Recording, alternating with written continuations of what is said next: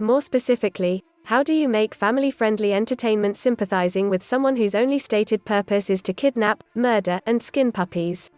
The simple answer is, you just don't.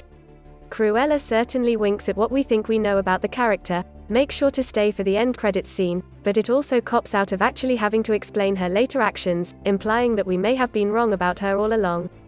Basically, if you were coming to Cruella hoping to better understand the demonic persona immortalized by Glenn Close in the 1996 movie, you will likely come out confused. In the Craig Gillespie-directed movie, Cruella's real name is Estella, played by Tipper Seifert-Cleveland as a child and Emma Stone as an adult. Her mother gives her the nickname Cruella because of her rebellious ways. When she's kicked out of school for raging against the machine, Estella and Mom head to London to start a new life. On the way though, they stop at Hellman Hall, home to the infamous Baroness von Hellman, Emma Thompson, fashion designer and all-around terror, to ask for funds. It's unclear at that point what the connection is between the two families. A later twist reveals it.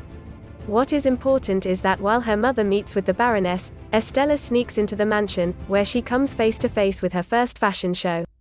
It's love at first sight, until a trio of vicious Dalmatians run her out of the building.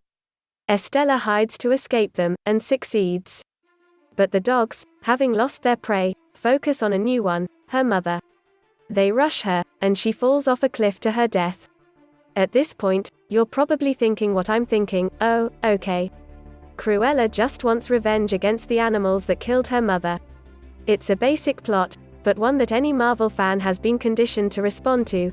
Misfit child loses a parent in a violent event they believe to be their fault, triggering a life dedicated to avenging them.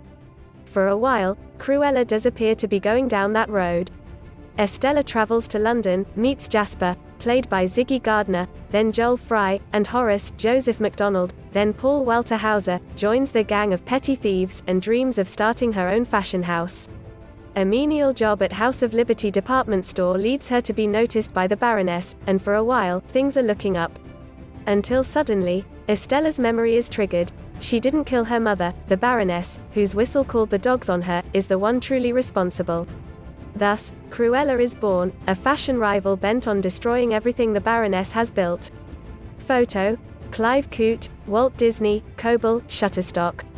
First order of business: get Horace and Jasper to kidnap the Baroness' 3 beloved Dalmatians, a move that certainly harkens back to 101 Dalmatians. But this is where things get a little muddled.